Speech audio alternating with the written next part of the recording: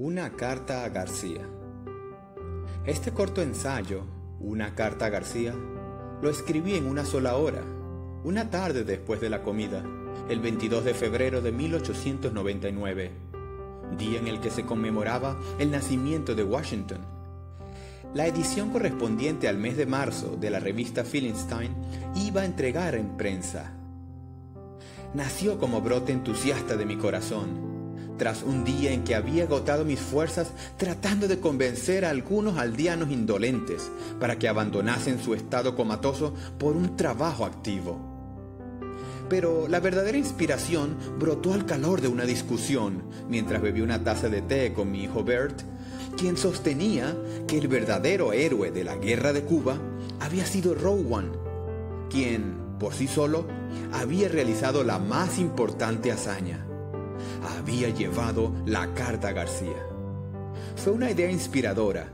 Mi hijo tenía razón, porque efectivamente había sido un verdadero héroe, el realizador de aquella obra, el que había llevado la carta a García. Me levanté y escribí el relato. La carta a García. En todo este asunto de Cuba, hay un hombre que destaca en mi memoria. Al estallar la guerra entre Estados Unidos y España, era muy necesario comunicarse con rapidez con el jefe de los insurgentes, el general García, que estaba emboscado en la selva, nadie sabía dónde.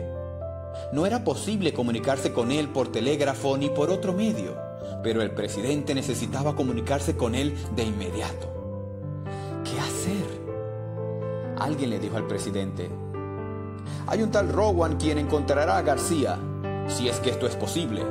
Rowan es el único capaz de realizar tal hazaña.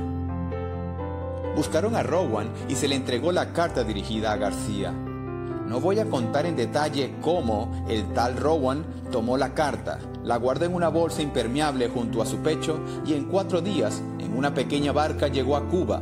Desapareció en la jungla y en 3 semanas llegó al otro extremo de la isla tras atravesar el país hostil a pie, y entregó la carta a García. Lo que trato de recalcar aquí es que el presidente McKinley le dio a Rowan una carta para que se la entregara al general García, y Rowan tomó la carta sin ni siquiera preguntar: ¿y dónde lo encuentro? Verdaderamente aquí hay un hombre que debe ser inmortalizado en bronce y su estatua colocada en todos los colegios del país. Porque no es el conocimiento profundo lo que necesita principalmente la juventud, ni enseñanza de tal o cual cosa, sino la inculcación del amor al deber, de la fidelidad a la confianza que en ella se deposita, del obrar con prontitud, del concentrar todas sus energías en hacer bien lo que se tiene que hacer, llevar una carta a García. El general García ha muerto, pero hay otros Garcías. Todo hombre que ha tratado de llevar a cabo una empresa para la que necesita la colaboración de otros, se ha quedado frecuentemente sorprendido por la estupidez de la mayoría de los hombres, por su incapacidad o falta de voluntad para concentrar sus facultades en una sola tarea y ejecutarla. La ayuda torpe, el descuido, la indiferencia y la apatía parece ser la regla principal cuando se realiza un trabajo. Y nadie que necesite de la colaboración de otros triunfa si no es con sobornos o amenazas, o que Dios en su voluntad haga un milagro y le envíe un ángel que le ayude. Amigo lector, tú mismo puedes hacer la prueba. Te imagino sentado en tu despacho y a tu alrededor 6 empleados. Llama a uno de ellos y hazle este encargo: busque por favor en la enciclopedia y hágame un breve memorándum sobre la vida de Correggio. ¿Esperas que tu empleado te conteste: sí, señor, y ponga manos a la obra? Desde luego que no. Él te mirará sorprendido y te dirigirá a una o más de las siguientes preguntas. ¿Quién era él? ¿En qué enciclopedia busco eso? ¿Está usted seguro de que esto está entre mis deberes? ¿No será la vida de Bismarck la que usted necesita? ¿Por qué no ponemos a Carlos a que busque eso? ¿Lo necesita usted con urgencia, señor? ¿Quiere que le traiga el libro para que usted mismo busque allí lo que necesita? ¿Para qué quiere saber eso? Bueno, apuesto 10 contra 1 a que después de haber contestado a tales preguntas y explicado cómo hallar la información que deseas y por qué la quieres, tu empleado se marchará y le pedirá ayuda a sus compañeros para encontrar a García. Y todavía regresará después para decirte que no existe tal hombre. Por supuesto que puedo perder la apuesta, pero la probabilidad es que la gane. De modo que, si no quieres perder el tiempo, no te molestarás en explicarle a tu asistente que corregio se escribe con la letra C y no con la letra K, sino que sonreirás y dirás, no importa, lo haré yo mismo. Esta incapacidad y falta de voluntad para arrimar el hombro y empujar es lo que hace posible el triunfo del socialismo. Si los hombres no son capaces de esforzarse por su propio interés, ¿qué harán cuando el beneficio sea para los demás? En esos casos, un supervisor de mano dura parece indispensable. Y es que el temor al despido es lo único que mantiene a muchos trabajadores en su lugar. A veces, cuando se solicita un taquígrafo y 9 de cada 10 no saben ortografía ni puntuación, ni lo consideran necesario, ¿podrá tal persona redactar una carta a García? ¿Ve usted a ese contador?, me dijo el administrador de una gran fábrica. Sí, ¿por qué? Bueno, ese hombre es un buen contador, pero si le envío al centro de la ciudad con un encargo, quizás haga el encargo satisfactoriamente o quizás entre en 4 bares por el camino y al llegar a su destino habrá olvidado por qué había ido. ¿Se puede en tal hombre confiar que le lleve la carta a García?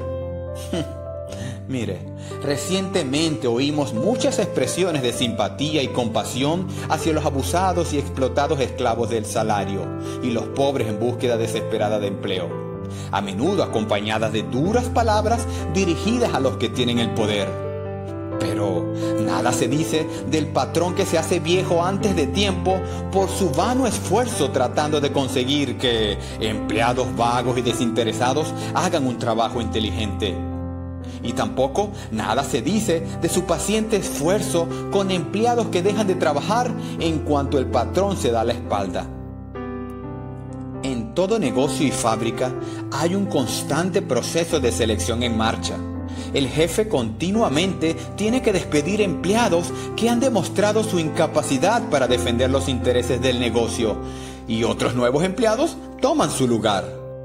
En los tiempos buenos, este proceso es continuo. Y cuando los tiempos son duros y el trabajo es escaso, el proceso se vuelve todavía más selectivo. Pero a la calle van los vagos e incompetentes.